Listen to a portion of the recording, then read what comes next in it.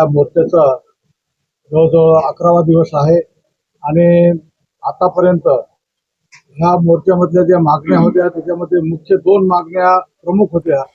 एक पश्चिम वाहिन्या नद्यांचं पाणी वळवून ते गिरणा आणि गोदावरीमध्ये टाकून मराठवाडा आणि खानदेशमध्ये पोहोचवायचं, अशा प्रकारची पहिली प्रमुख मागणी होती. ही मागणी संबंध महाराष्ट्राच्या जनतेच्या साठी होती, शेतकऱ्यांची होती आणि त्या बाबतीमध्ये आपले मंत्री महोदय महाजन साहेब यांनी सांगितलं की हे डिपार्टमेंट माझ्याकडे आहे आणि मी 100% करून देईल, अशा प्रकारचं त्यांनी आश्वासन दिलेलं आहे. दुसरी जी महत्वाची मागणी होती ती वन जमिनीची होती.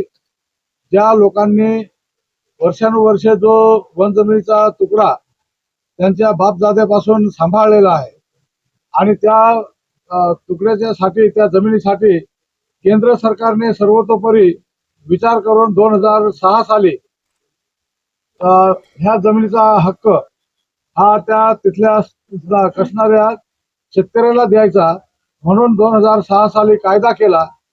परंतु 2006 साल आज 20 वर्ष उलटून गेलंय, परंतु त्या कायद्याची अंमलबजावणी नीटपणे झाली नाही. आज चर्चा झाली, त्याच्यामध्ये सुद्धा अनेक गैरसमज अशा प्रकारचा वादावाद झाला. ज्या कायद्यामध्ये क्लिअर कट आहे की वर्षानुवर्षे ही जमीन कब्जा त्यांच्या ताब्यात आहे आणि त्या माणसाला त्याचा हक्क दिला पाहिजे, तो कायद्याने हक्क दिला पाहिजे. आणि अशा पद्धतीने कायद्याचा हक्क मागण्यासाठी आम्ही आलो होतो. आणि आता जी चर्चा झाली त्याच्यामध्ये त्यांनी सांगितलं की बरेचसे अधिकारी होते, कायदा काय आहे माहित नाही, परंतु वेगळंच काहीतरी सांगायचे. नवीन नवीन कलेक्टर आहेत, आपल्या ठाणे जिल्ह्याच्या मॅडम कलेक्टर आहेत, त्या म्हणायच्या आम्ही आता नव्याने शोध करतोय. आमचं नव्याने शोध करायची गरज नाही आहे.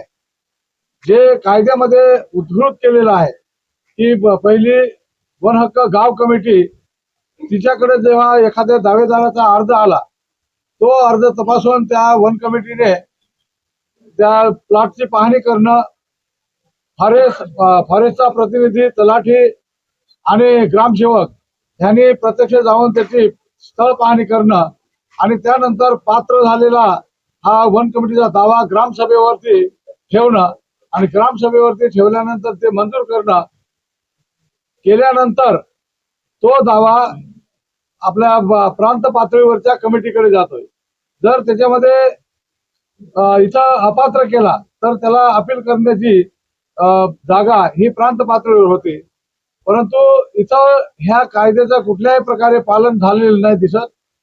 ज्या लोकांच्या हातामध्ये जी अधिकार दिला त्याने कोणाला 2 गुंठे 4 गुंठे वन खात्याच्या आपल्या संमतीने दिलेले आहेत आणि त्याच्यावरती मुख्यत्वे चर्चा झाली.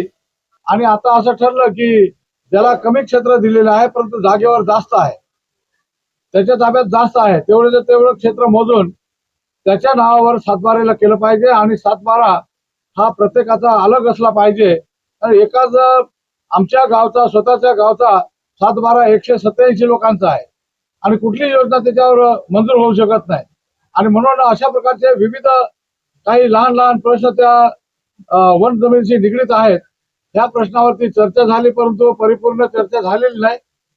आपले बावनकुळे साहेब होते, त्यांनी सुद्धा काही घाईगर्दीमध्ये जरा अधिकाऱ्यांना विचारून काही निर्णय केले आणि म्हणून आम्ही महाजन साहेबांना सांगितलं की आतापर्यंत 4 वेळेस आम्ही असे लॉंग मार्च काढले आणि ह्या सगळ्या लॉंग मार्चचं मध्यस्थी करायचं काम इथं समक्ष उभे आहेत महाजन साहेबांनीच केलंय आणि अंमलबजावणी मात्र अद्यापर्यंत झाली नाही.